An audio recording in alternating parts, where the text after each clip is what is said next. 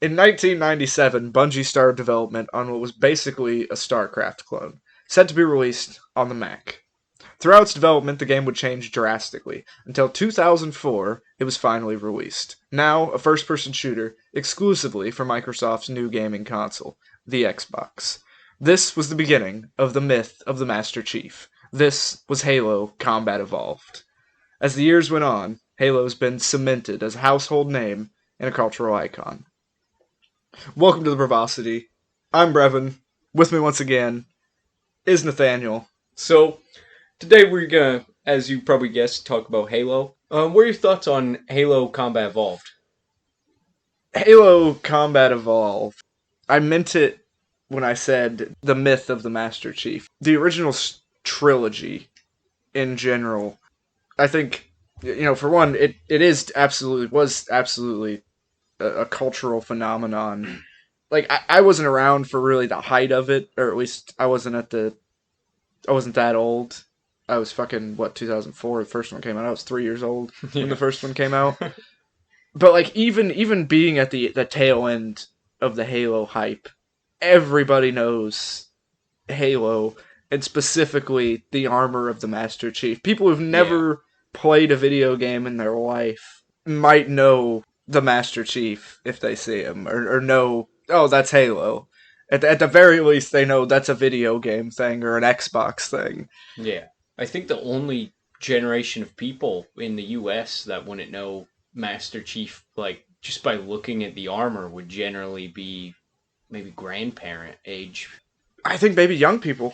You think young people wouldn't know? Yeah. Very young. Okay, maybe the youngest. Yeah, Halo has lost its iconicness to the youngest generation. To these young folks out here. Yeah.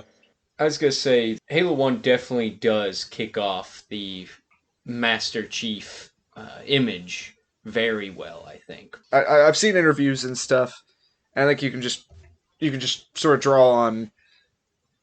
He's a green suit of armor for anybody to put on, anybody to fit in. Yeah. But he's given just the right amount of humanity. Yeah. And he's kind of a one-liner machine.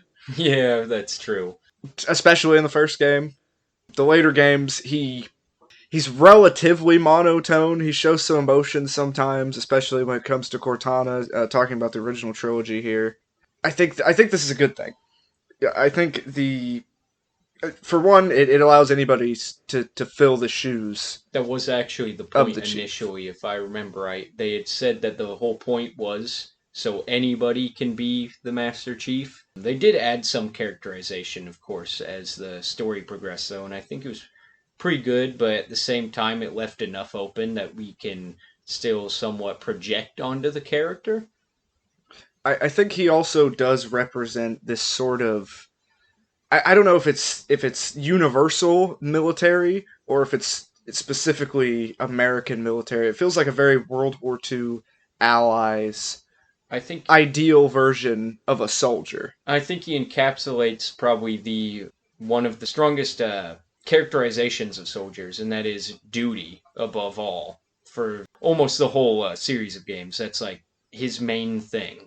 And you actually only really see him struggle with that by the fourth game, where he's kind of conflicted, obviously. You could throw reasonable moral conundrums in there to make the Chief conflicted, and I could be okay with that.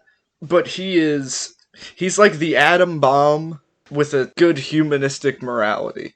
Not necessarily just a universal human morality. He's like Captain Humanity. He's like Captain America, but for the entire Earth. Captain Earth. Alright, the games do paint it as for humanity because the situation is all of humanity's at risk, but in reality, all the Spartans were really made to make sure, like, horribly authoritarian regime remains in power, which is kind of funny. And that's the extended... that is the extended lore. It kind of hints at it a little bit with ODST in-game, but yeah, most of that's brought to you by the books. I think the original trilogy does a really good job at maintaining that focus on the soldier, on the ground level. Command doesn't get brought up too much, whether it's questioning command or the chief usually follows commands in the original trilogy. They just happen to be competent. The situation tends to call for it anyways. It's like there's almost no moral question for defend all of Earth. There's nothing to disagree with most of those commands that are given, because usually the situation is so dire where it's the most logical course of action of, hey, do this thing or else everyone dies. And that's it, because everyone dies is every other option if you don't do it, most of the time. But I do like to think the chief is given enough of a personality to where you feel like if for some reason, they commanded him to commit some kind of atrocity, like he would turn that down, or he would turn on the UNSC. You never feel like he's a robot. Yeah. But he's a stoic. Even though in a lot of ways. In the first game, they did think of possibly just making him a robot, because they hadn't quite characterized him to be a human being yet. But yeah, he is complete stoic. That's another thing that they really put on Master Chief, is just like ultra masculine stoicism somewhat. Yeah. With duty being his defining feature, and then you start to see a little bit more with Halo 4 Master Chief afterward. It's important to have myths, to have stories that show us these extreme good qualities. Yeah, well, this extreme case that requires extreme measures. Yeah. Basically, ramping the stakes up as high as possible, kind of universalizing the morals, and through that you can also end up saying nothing in a lot of ways if you streamline, generalize your theming too much. But as stupid as it sounds, it's important to think about, or to have these stories that inspire people to say, if the entire world was gonna get destroyed by some kind of evil alien government, we would do whatever it takes to tear it down, or to take it down. Like, that sounds stupid, but you need to... Everyone would end up getting over whatever type of shit's going on Earth to make sure to work together towards this goal when presented with almost certain doom of the entire species. Right, world-ending stakes. And I think that's something that Doom could explore, that it doesn't really... it doesn't really explore that much, which it's not really trying to do anything serious thematically. Yeah. Which is fine. And it's kind of interesting, though, that this is a bit of a tangent, is pretty interesting that Doom doesn't try to do that when... Yeah, I was going to say... instead of it just being a bunch of aliens, it's literal demons from hell. Even though they do eventually change up exactly what they are. There's even less moral ambiguity. Like, yeah, there's way less. Like, there's barely any in Halo. And talking about the moral ambiguity, I was thinking today, it is kind of interesting that we don't see female Covenant members much, or at all that I can think of. Female brutes or female... At least not elites or grunts. The grunts technically are male and female, if I remember right. Okay. But it's never, like, specified. But this does come out at a time when, the game was being worked on in the 90s. Well, it does come at a time where there's way less female soldiers. It wasn't as common, at least. It wasn't normalized. But, yeah, you don't really see female elites. Do you think... If I remember right, female elites do have distinguishing features. So... Let me ask you. Do you think that's because Bungie are a bunch of women-hating misogynists? Of course not. Of course not. I think I could sort of explain it like this. You don't want any moral ambiguity towards the Covenant. You want the Covenant to be an evil enemy, as evil as possible. Dehumanized, but human enough to be satisfying to... fight. So what I'm saying is, once you introduce women, once you see male elites and female elites, then you might start thinking about, is there children? Is there children elites? And then you're like, oh. I was gonna say, I think the most evil thing would be make everyone at your disposal into a soldier to fight. But you are right; it would make you think about family somewhat if you're seeing And both. like we don't, But we don't get into. I mean, one of the Halo books, some Spartans blow up an entire Covenant planet. Of course, there Oh, was but alien children on that the planet. the games, the trilogy works hard to stay away from any Oh, civilian okay. casualties. The trilogy. No, no. Halo 2 doesn't. Oh wait, you don't see it. You don't see it, but they definitely do talk about the like horrendous stuff. Halo 2, they literally go to a big city and kill almost like everyone in the city. Like the UNSC to the Covenant.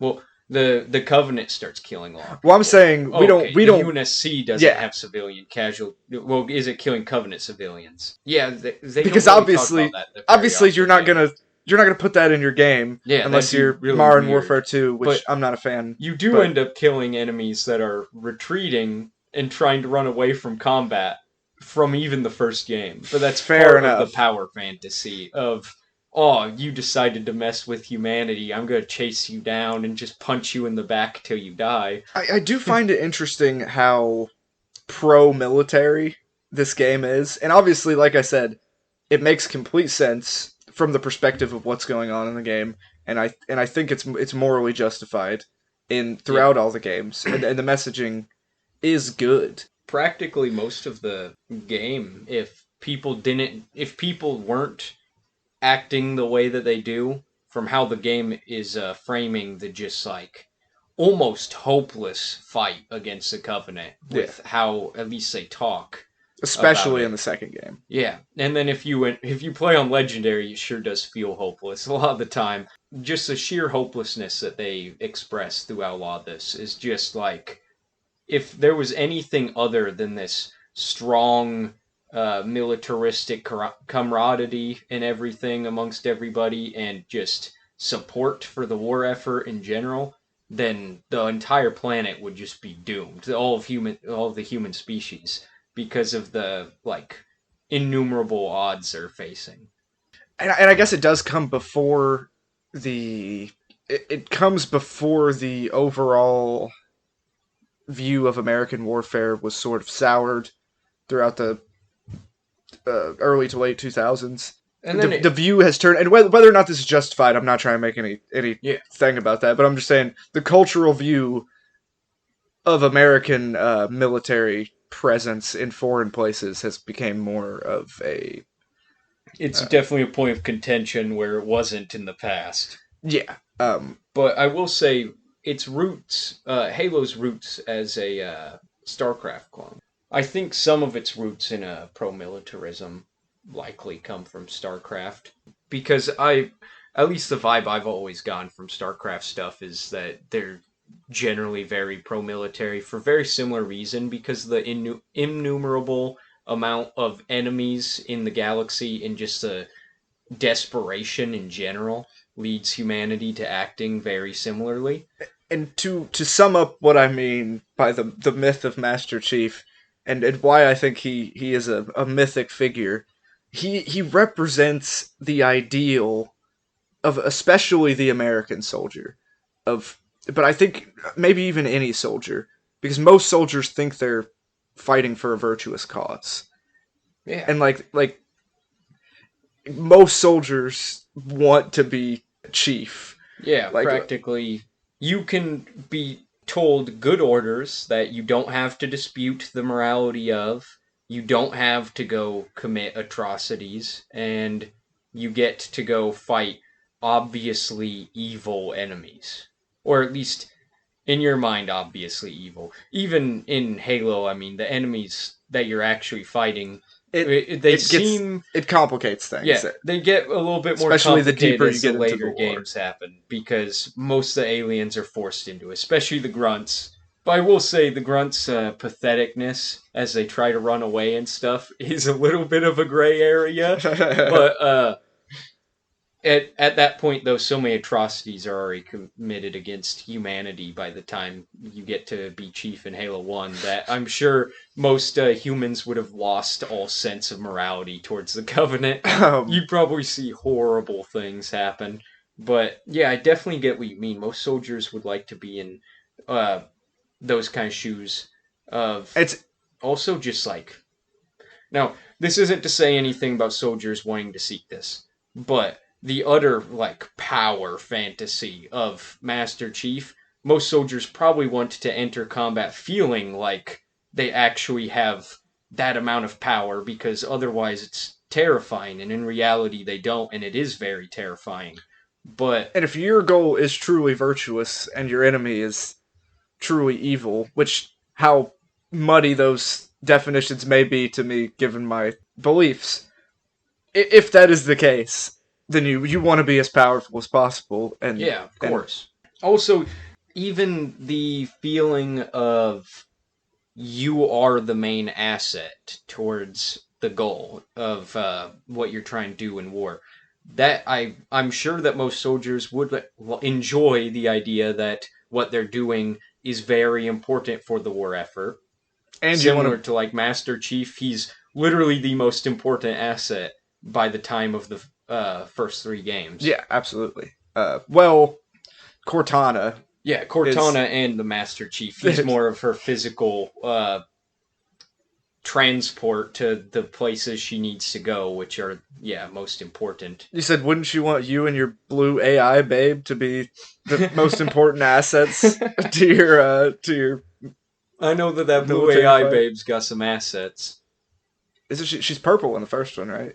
Yeah, and a random point kind of green. Yeah, It's I know exactly what interesting. you're talking about. The first game, it's obviously established, the entire universe and setting and gameplay flow. But when it comes to the first game, it's interesting that it feels like a single big offensive. Like you feel like you have multiple missions, but it feels like this single large offensive on a single location, even though it's a massive location with lots of different vignettes that you get through each of the levels. They're very. We'll get into this more later, I suppose, but it surprised me in Halo Infinite how little variation you kind of end up getting in Well, your I think missions. Halo 2 and 3, I think, really do have a lot more variation. But even one, like after playing Infinite, which I didn't beat Infinite, I played it for a while, and then I went back and played Halo One, and I was like, the Halo ring in Halo One Oh, feels so much more alive yeah. and distinct. Halo 1's Halo Ring definitely does have way more variation than Halo Infinite's. Halo Infinite's, it's the same temperate climate for just about the whole area. The most interesting location I think I went to was a huge like excavation site by the Banished because it actually changed up what things looked like. But most of it's either temperate climate, outdoors area, or just the very common Forerunner environments. Yeah, the polygonal Yeah, and architecture with honestly, like I feel like little multiple The polygons. Forerunner stuff in Halo Infinite has gotten a little bit blander than it used to be, and I'm willing to talk about that a little bit more once we get into this stuff. But I think part of Halo 2 and 3 will really lead into talking about some of their blandness with Forerunner technology later on. But Halo One, they dehumanize the aliens as Yeah, much as possible yeah. while They still don't making even them a speak satisfying enemy. English yet, except for I think I could have sworn I heard an alien say something, but I'm not. I can't remember exactly if they actually do. For the most part, I've not heard any English from any of those guys in the first game. They definitely humanize them more, I'd say, in the second game when you kind of see how their whole thing operates. I think that presents slightly more moral ambiguity after the second game, where you actually get to see some of them could be good. But yeah, first game completely dehumanizes them, and that's good thing for what the game's trying to present to the player. It's not that they couldn't humanize them and make that it's Yeah, just that it establishes Chief and the UNSC as Good. Yes, as very good. And the pacing of the first game is just really good. There's this there's a ramp up of intensity as you get out, and it's sort of, there's some hills where you go up and down in the intensity. I'd say the intensity starts off pretty high in the very first level before cooling back down a little bit because, like, first level, oh, the whole entire ship is under attack and you're just waking up. And after you're on the ground, though, it's not like a constant assault against you. Though it is definitely a more dire situation than you started with a mostly fully crewed ship. But the intensity definitely draws back a ton in that first level. And think that that's really good, especially the first level is like super long, or at least seems super long. The amount of places it makes you go and the amount of stuff it makes you do, and then you have to come back sometimes because there's a whole part where you have to get 3 different drop ships crews to be picked up and regroup. I think that that's really good because it makes you explore the ring a little bit and it makes you like kind of get a feel of what you're standing on. I think that is what Halo Infinite's entire game is Yeah. trying to Yeah. replicate. Halo Infinite, I think, is definitely just replicating the very first mission of Halo Combat Evolved with some added interesting It's like stuff every once in a while. I definitely didn't dislike Halo Infinite, though. I should make that clear. it's like what if we stretch this out for an Yeah, entire game yeah. world It's and like if give you, you a grappling hook? it's like if you took Halo Combat Evolved and in the first, well, I guess it'd be the second level. Second level is on the ring. My bad for saying that wrong earlier. It's like if you took that level, made that the whole game for the most part, and then made it kind of almost like a Far Cry setup Yeah. where you're like able to it's uh, open world and everything, and you almost got objectives kind of like the outposts from Far Cry. Yeah, it's very standard sort of Ubisoft open world design. But getting back to Halo, and part of the reason I think the ring is so seems more distinct than Halo Infinite is the linear design of the game and Yeah. the pacing that allows and the I mean, they also have care way that more can go in. environments. Yeah. But yeah, it's you could definitely put more care into a game that's linear in general. And with that more care, you get things like more distinct Yeah. environments.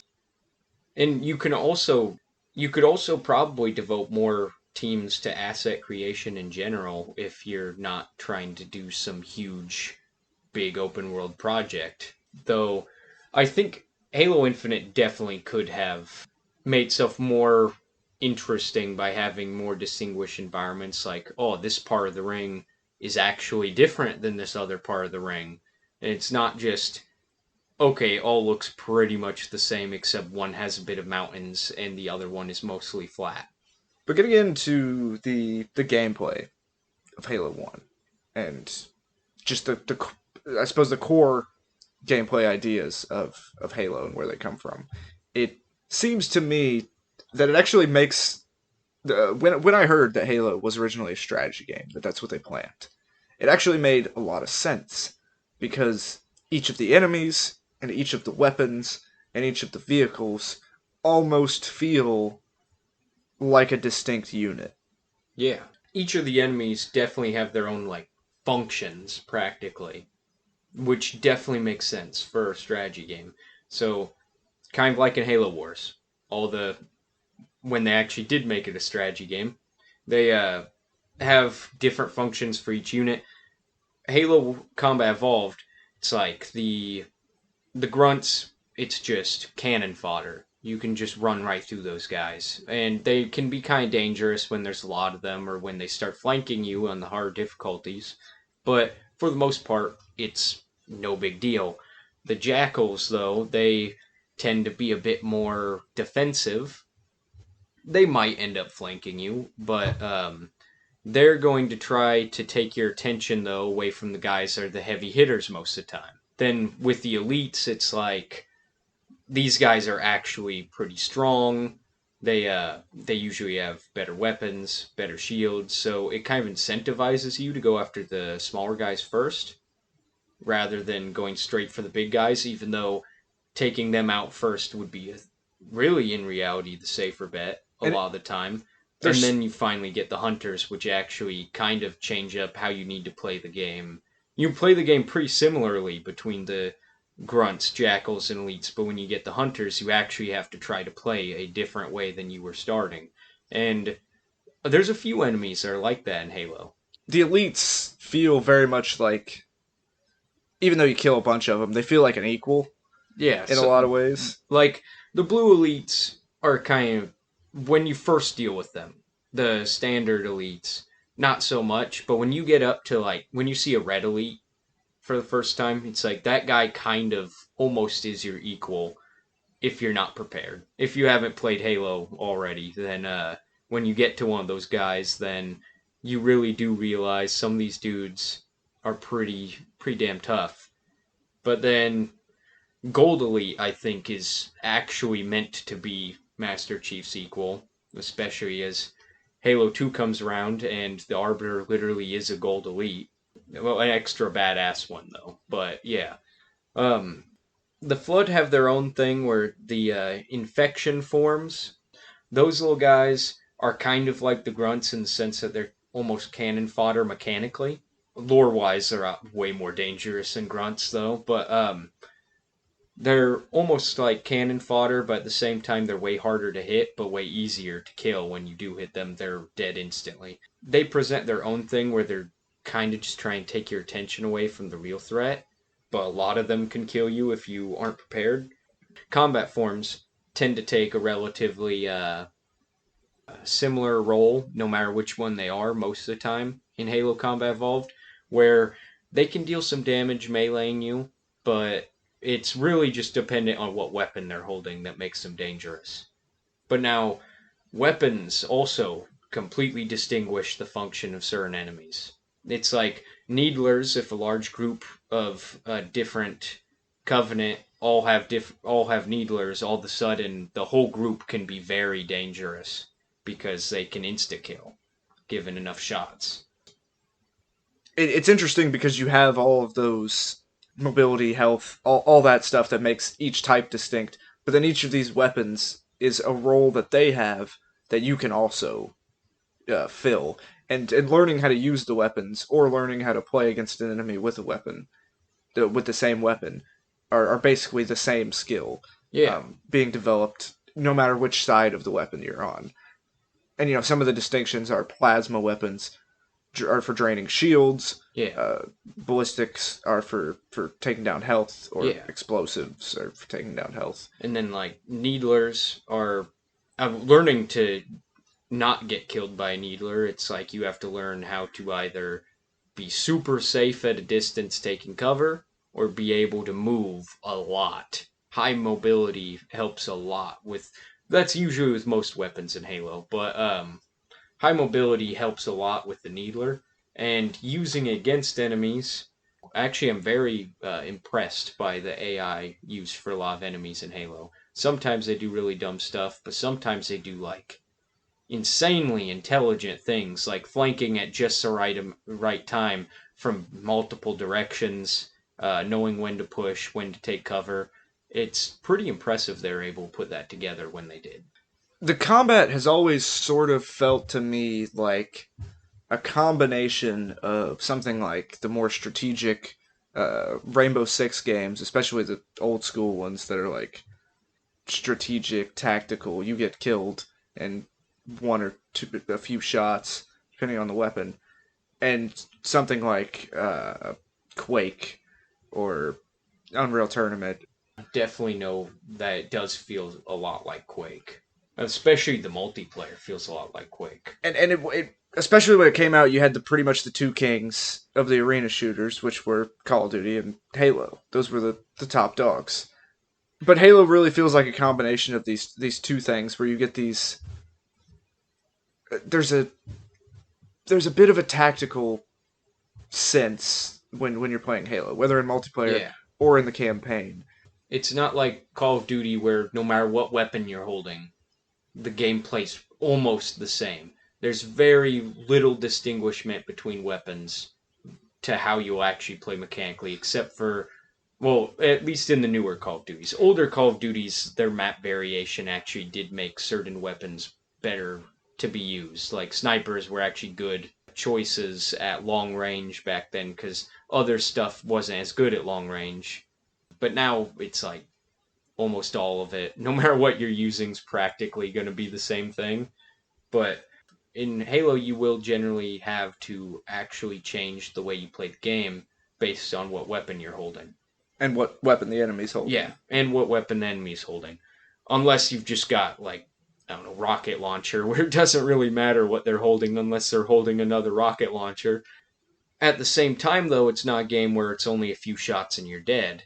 It mixes that amount of tactical strategy and longer time to kill combat. One thing that sets it apart from something like Quake or Unreal Tournament is the slowing down of everything. The more realistic movement speed, the more realistic mobility overall. And better mobility, faster mobility, more fluid mobility is usually looked at as a much better, as a positive thing in games nowadays. And I don't have any problem with any of that. But there's something special about the flow and the speed of Halo multiplayer. It was definitely like optimized well. Yeah. Like the speed in general, I think would suck if the game was made to be like any of the other games that were popular at the time. Like if the movement speed, if the combat was way faster, I think the movement speed would be very annoying because you kill this other player, and then now you have to run for like 30 whole seconds to kill another guy in 2 seconds. That'd be kind of weird. But unless you're going for like a more Battlefield esque uh, gameplay, but I mean, obviously they weren't. But I will say also They are kind of in some ways. I mean, when you throw in the vehicles. with the vehicles, yeah. But the vehicles are a bit. It's a bit different from what Battlefield's trying to go for because the vehicles definitely do help with larger maps with mobility, and it's good that they slow down your mobility to incentivize vehicles. There'd be no point to having vehicles at all if you could move super fast, but with a rocket launcher because the rocket launcher can already insta kill people. But them slowing them down really does help incentivize it. It's like playing Pirates on Sand Trap, where you gotta Oh, yeah. slow people way Yeah. down. Yeah. Alright, everybody, you should play Halo 3 and you should end up making a game mode on Sandtrap where you put all the spawners and then rocket launchers, mongooses, and energy swords onto elephants and then also make run speed shorter to play pirates on Capture Flag. Do you have more about the campaign of Halo 1 that you want to talk about? I actually would like to talk about that a little bit. I think that, first off, we can definitely see the StarCraft vibes. It actually somewhat disappointed me when I found out that its initial inspiration was StarCraft clone, but at the same time, still a wonderful, wonderful game. I think it alters it in two important ways. It makes the Terran, their version of the Terran, much more grounded, realistic version of a military, very much based off of iconography seems very much based off of U.S. military. And I mean, the ranks are. Yeah, the ranks. It's a lot of Americans in the military. Actual uniforms. The Protoss have some religious vibes to them, and the Covenant definitely kept those. But I think that they honed in a lot with the Covenant. Not quite in the first game, way more in the second game, but I think they took what the Protoss were doing and then made them into a ton of different alien species instead of different technology for the same one. I'm not a huge StarCraft fan or anything. I've not looked into it a ton, but that's my sense about that.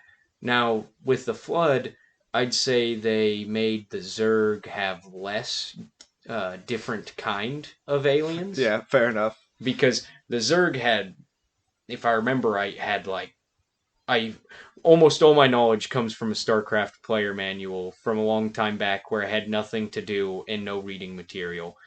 The Zerg had a ton of different alien types that were all mixed in, but they still kind of fulfilled the same role of make a huge group and then go attack them with the gigantic group you just made while they were off trying to increase their technology or whatever. But The Flood, I like how they're this like zombie entity.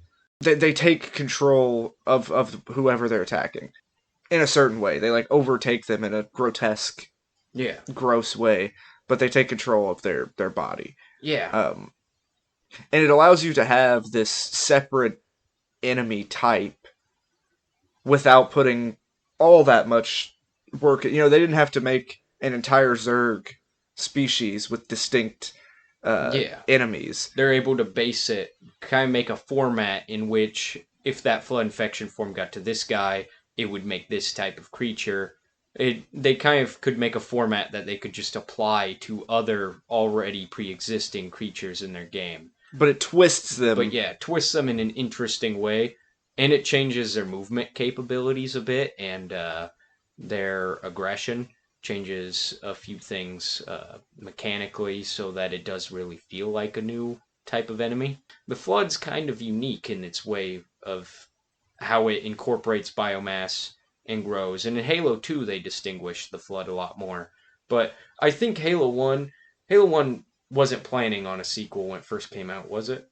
I have absolutely no idea, but it is a very self-contained story. Like there isn't a lot of open-endedness other than the fact that the Covenant's still alive. The Covenant still exists, but there's not a huge amount of open-endedness to the end of Halo 1. And I think that was probably on purpose so that if they did end up getting the ability to make a second game, they could. And if they didn't end up doing that well, they probably would just end it there and it was a nice, relatively closed loop. But I think, though, that all this stuff in Halo 1, building up, while most of the lore ends up getting really honed in by Halo 2, I think that the amount that you deal with in Halo 1 is easily digestible to new players, so that you're not just dropped with tons of lore in the very first game and that bogging down what's happening in the moment. And then at the same time, I think all that Master Chief is doing right there sets up Master Chief in the later games as having experience under his belt practically. It's more like Halo 1 character builds very well for Halo 2 and 3. And it's like you know who you're dealing with at the point in Halo 2. I really like the introduction of the Flood in Halo yeah. 1. I mean, most people do. Yeah. The library has problems as a mission. Just like map design is kind of sucks. Yeah, I will say there is definitely parts in Halo 1 where you're running through the same room. Not the same, like, not literally the same room, but is a layout that is exactly the same. They copy and pasted the same room asset. You will run through it like 5 or more times in the same mission. The library is the most egregious version of that, too. Yeah. And I'm about to have to replay that here soon. Getting my girlfriend to play Halo, all of it now. I'm trying to force that on to her so that she'll understand why it's such a good game. To understand the myth of the Master Chief. If we're ever invaded by aliens that want to kill all humanity, she'll support Master Chief. Yeah, she'll be like, yes, the war effort. It's almost like an inverse of Starship Troopers. I haven't thought about it that way, but kinda. It's inside out Starship Troopers. Where it's like saying, oh, humanity would go through all these far-reaching lengths to survive, and that's a good thing rather than a bad thing. Except when you get into the lore, when you get into like the extended lore of Halo, you start. It becomes more like regular Starship Troopers. Yeah, and especially because all that authoritarian regime stuff was happening before they even met the Covenant. So yeah, it definitely does end up getting more Starship Trooper esque. But overall, Halo 1 is just a hell of a start to the series. And I think even if there was never a sequel to Halo 1, it would be remembered as a hell of a game. Also, it's super interesting how Halo 1 was written with the Covenant being set up as a big bad for so much of it. And it's like the Covenant really are already an existential threat to humanity. Yeah. You already know that this is like they're a huge hurdle for humanity to jump over to survive.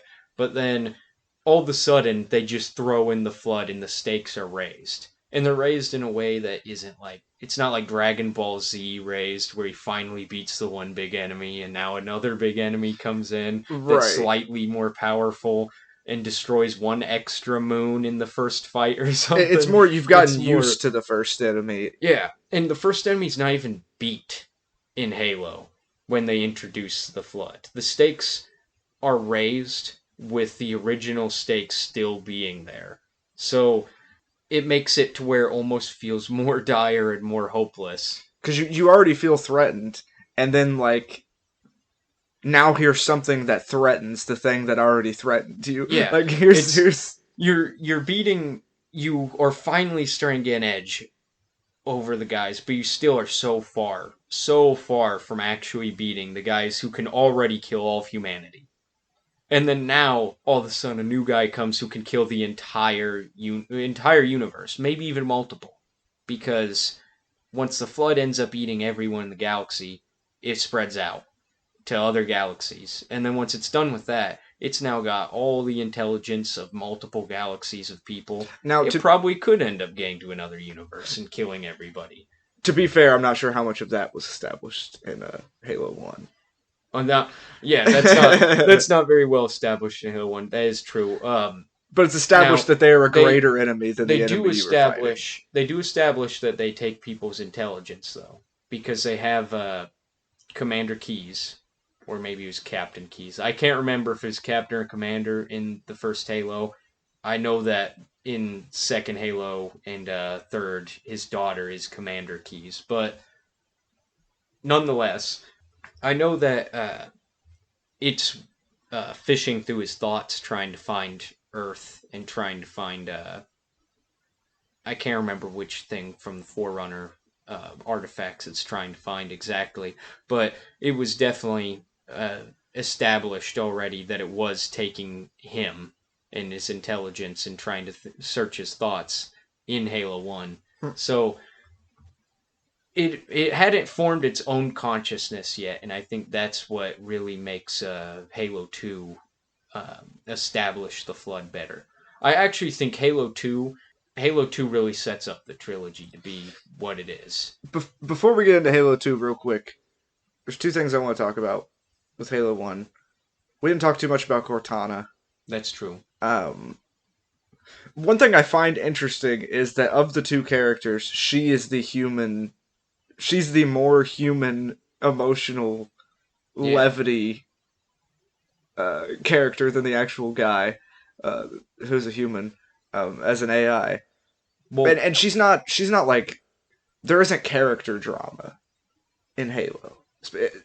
For most of the trilogy, there isn't really character drama, but especially in the first game, you don't have like Master Chief after the Flood comes out doesn't have a breakdown where he needs Cortana to talk him into calming down.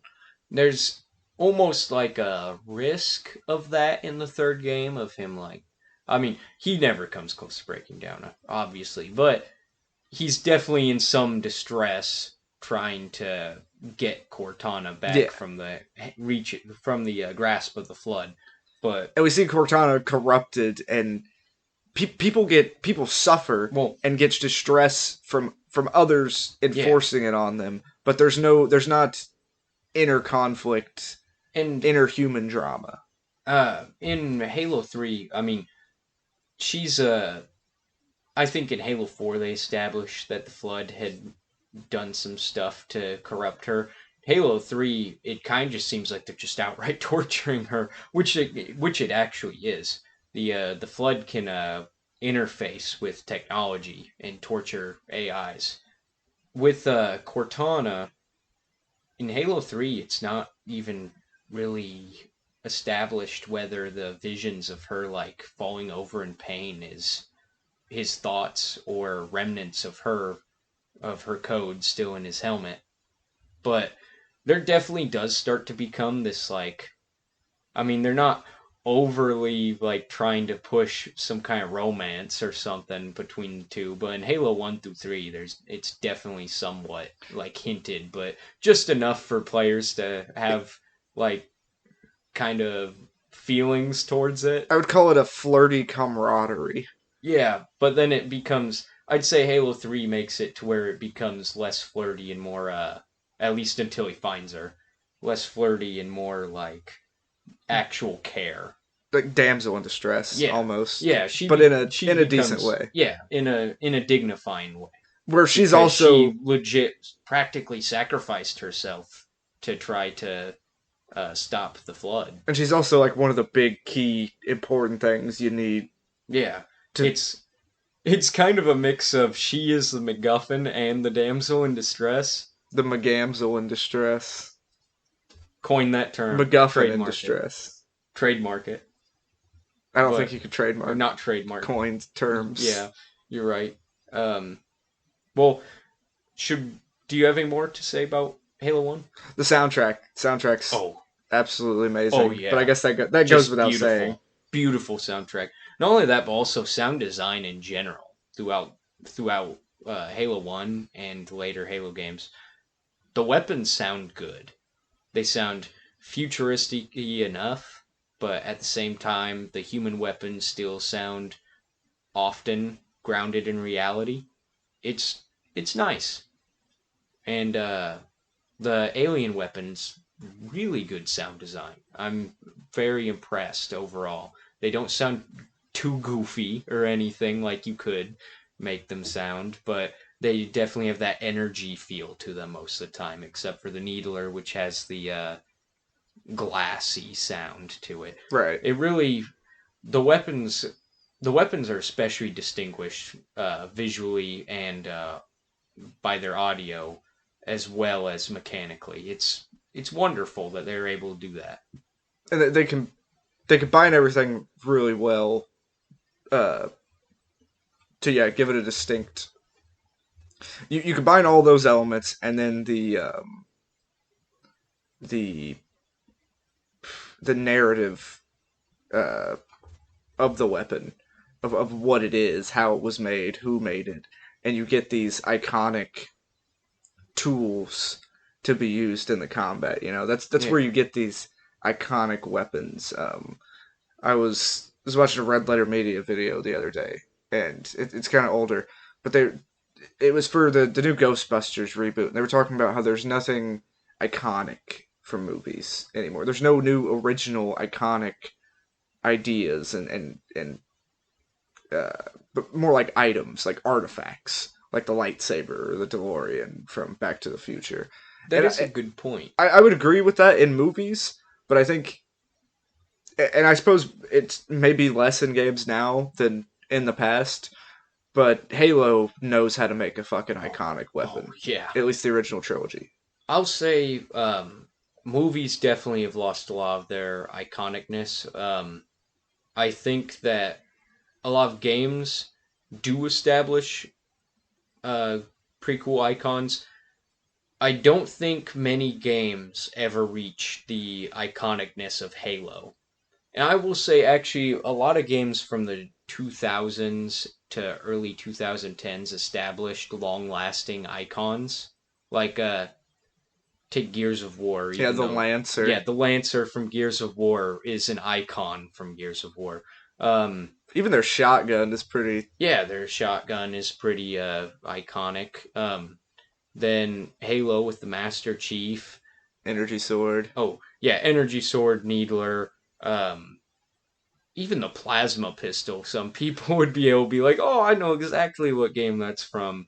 things like that. The assault rifle. The assault rifle, yeah, they're they definitely did establish a lot of icons The with their assault rifle game. is iconic for pissing people off Yeah, who only play Call of Duty, who want iron sights so yeah. bad. It's also not the greatest weapon in the first game, but I'd argue it's better in the first game than in the one I've played the most, being the third game. yeah, Third game assault rifle is terrible. I did not like it at all. First off, ammo reduced almost in half. They reduce how much ammo that thing holds in one clip almost in half, and then it still ends up hitting like a pea shooter. Um, Really, the assault rifle in the first game's mainly good for cleaning out a lot of low health enemies. Like if you have a lot of grunts, just go through a ton of them, or lowering the shields while you then punch a guy. all right. Moving into Halo 2. Halo 2, it moves from this single important offensive, this single key offensive against an enemy on an ancient powerful artifact to a damn war. Yeah, It's you see a lot of human settlements and Earth yeah. and I and mean, you see the human cost it of the war in a lot of ways. You feel on the back foot. yeah, it now takes what was an offensive, which, I mean, in reality, it wasn't even planned to be an offensive completely. They were running from Reach and everything. Once you get to Halo Reach, you get to see that. I mean, even the first game, they hint at it because they said that they were being chased by the Covenant. Yeah, they definitely knew they were coming on to something important and need to do something when they got there. But when it comes to Halo 2, now you're on the defensive, and the worst fears have been realized. The Covenant are now at Earth. Covenant, fun fact, didn't even know that that was the humans' homeworld when they attacked it. They just went there because there was an artifact there that they knew they need to find. Halo 2, though, makes it to where you finally get to feel the distress of humanity in its last hope. In the last bastion humanity has, too. And starting off on this space station that has a giant Mac cannon that's defending Earth, along with all the other space stations around it, all equipped with Mac cannons. It really makes you see like the defensive measures that they've gone through to try and make sure that this nightmare isn't realized.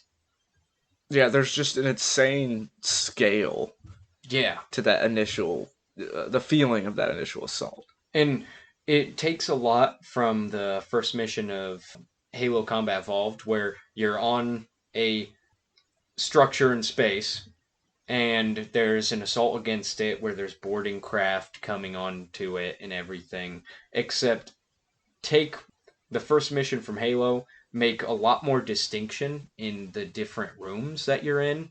Like in Halo Combat Evolved, a lot of the Pillar of Autumn is laid out very similarly to the other parts of the Pillar of Autumn. There's not a lot of differentiation, though of course, the Pillar of Autumn is very different from the rest of Combat Evolved. The Pillar of Autumn tends to follow a very regular what's where I'm looking for equation and how it's set up. But then when you get to, I think Cairo Station is the name of the actual place you're in Halo 2. When you get to that place, the actual layout is different in a lot of different parts of that mission, and I think that was actually really good. A really good setup. I think that that's a good thing about Halo 2 in general is you don't get a lot of very repetitive rooms. And you are right that it very much mirrors that initial mission in Halo 1, Yeah, but bigger and better this time is yeah, sort of the idea. But when talking about that whole idea of Earth getting attacked, I, I started thinking. So Halo 2 is also the game that starts to humanize the aliens, right? They speak English now, is the main thing that Yeah. humanizes them, and we get a look into more of the organization and how it runs and the personalities behind it. Yeah. And I was thinking about that and thinking about how if you have that in the first game and you're on an offensive, you're like you could do it, but it's a little bit riskier when you're on the offensive, you're attacking them to humanize them in a way that could possibly make you feel for them. Yeah. But when Earth is getting attacked and it looks helpless and hopeless, more like, Yeah. um, then you can humanize them in that way, and we still have plenty of reason to have to fight them, to want to get rid of them.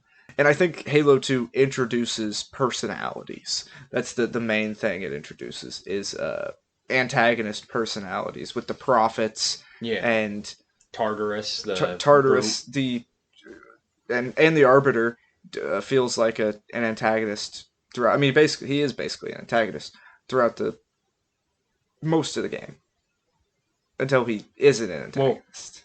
he's not an antagonist after. Well, I guess he's kind of an antagonist for I think only like 2 missions. Um, the Arbiter being playable in general was a great idea, I think, for world building and lore, and also for more clearly establishing the actual cause for the enemies to be the way they are.